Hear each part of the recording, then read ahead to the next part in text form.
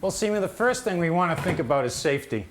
We've gone downstairs, we've shut off the circuit breaker. Now we want to go ahead and remove this light fixture. There you go. Now we can remove the light fixture by removing these two small brass nuts right here.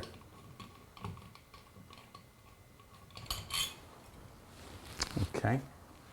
Now we have 3 wires that need to be disconnected. Here's your black wire or feed. That's coming from the switch.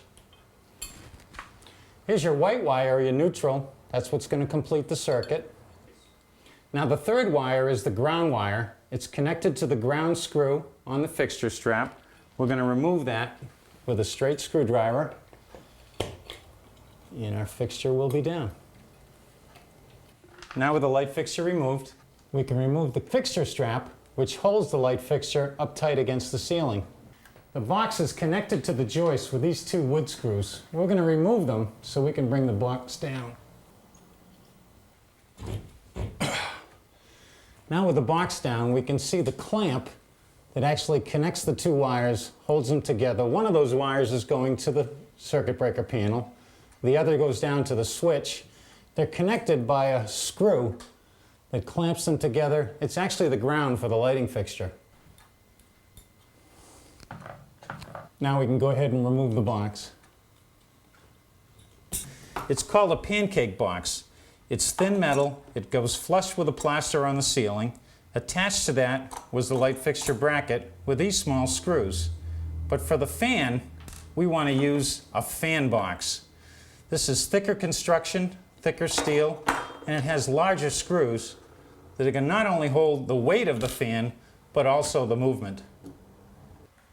You have an older wiring system. It's called armored cable, or BX. Now it's a 2-wire system. It's surrounded by a metal sheath. And if you recall, our lighting fixture had 3 wires. One was the black, which was your hot. One was the white or neutral. The 3rd was the ground. The armored sheath will be the ground on this wiring system. Now there's a couple of things we need to do before we can install the box. We need to install anti-short bushings, which are made to run around the cable and protect it from the sharp edges of the sheath. Now we're going to attach our 2 cables to this connector. This is a clamp that's going to hold the 2 cables together to come into our box. And then when we crank down this screw, it's going to put compression on the metal sheath and act as our ground for the fan. Now we're going to connect our fan box to these 2 cables with a 1/2-inch lock nut. Now we can fasten this box right up to the joist. Could you hand me that screw gun, please?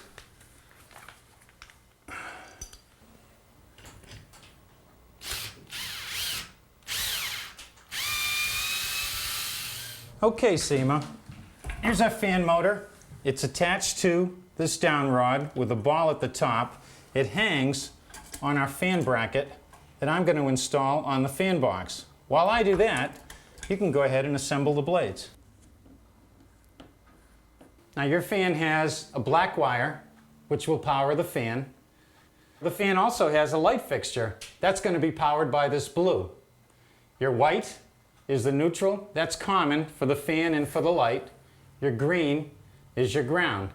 Now we're going to control this paddle fan by the pull chain switch, and we're going to control the light by the wall switch. Let me show you how we're going to do that.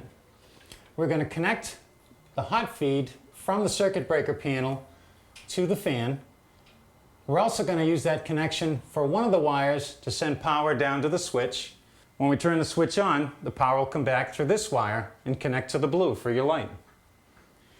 Your neutrals, which are common to both the light and the fan, will connect. Your grounds will connect. Let's go ahead and make those connections.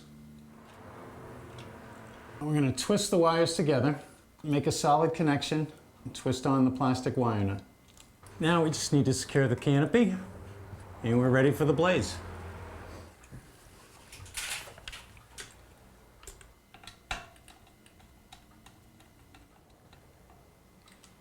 Now we're ready for the light fixture. Just 2 plug-in connections. And we'll screw it onto the fan. And power's back on from the basement. Great. Let's give it a try. Okay. Let there be light. I'll try the fan.